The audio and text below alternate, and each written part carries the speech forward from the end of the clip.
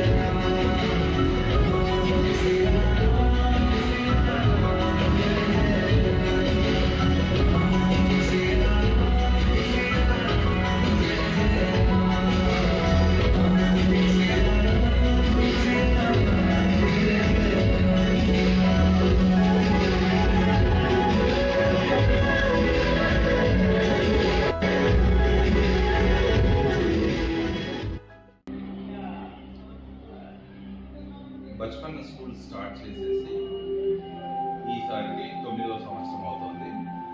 So 9 సంవత్సరాల నుంచి సక్సెస్ఫుల్గా రన్ అవుతుంది బచ్పన్ స్కూల్. బచ్పన్ స్కూల్కు సంగారెడ్డి పట్టణంలో ఒక ప్రత్యేకత ఉంది. సో ఏ స్కూల్లో లేని విధంగా కొన్ని ఫెసిలిటీస్ ఉంటాయి. సో పిల్లలకు కూడా ఒక ప్రత్యేకమైన పద్ధతిలో వాళ్ళకి ట్రైన్ చేయడం జరుగుతుంది. క్లాసెస్ కానీ, క్లాస్ రూమ్స్లో కానీ, వాళ్ళకి చెప్పే పాఠాల విధానాల్లో కానీ ఇవన్నీ కూడా డిఫరెంట్గా ఉంటాయి మిగతా స్కూల్స్తో పోలిస్తే. ఎలాగంటే ఇక్కడ కాన్సెప్ట్ రూమ్స్ అనేది మెయింటైన్ చేయడం జరుగుతుంది. Like ice stand pit, audio visual, doll room, ball room, splash pool, art and craft workshop, ఇలా వేరియస్ కంటెంట్స్తో సంబంధించి ఇలా ఉంటాయి. So for example doll room తీసుకుంటే మనకు పిల్లలకు హ్యాబిట్స్ ఎలా ఉండాలి, గెస్ట్లు వచ్చినప్పుడు ఎలా రిసీవ్ చేసుకోవాలి, మనం వంటగదిలో ఉన్నప్పుడు ఎంతవరకు సేఫ్టీ ఉంటుంది పిల్లలకు కూడా వాళ్ళకి ఏ వస్తువులు అయితే ముట్టుకోవచ్చు, ఏ వస్తువులు ముట్టుకోకూడదు అనే పరిజ్ఞానం కూడా మనం ఇక్కడ వాళ్ళకి పెంపొందించడం జరుగుతుంది.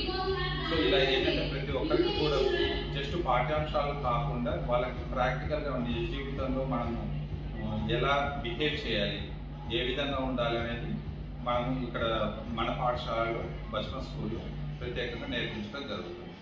వీటితో పాటుగా మన స్కూల్లో ఇచ్చే పాఠ్యాంశాలు, బుక్స్ కానీ ఇవన్నీ కూడా మీకు వేరే విధంగా ఉంటాయి. ఇక్కడ మనం ఇచ్చే బుక్స్ ఎలా ఉంటాయంటే స్పీకో కిట్ అంటాం. మనం ఇక్కడ బుక్స్ కూడా మాట్లాడగలుగుతాయి.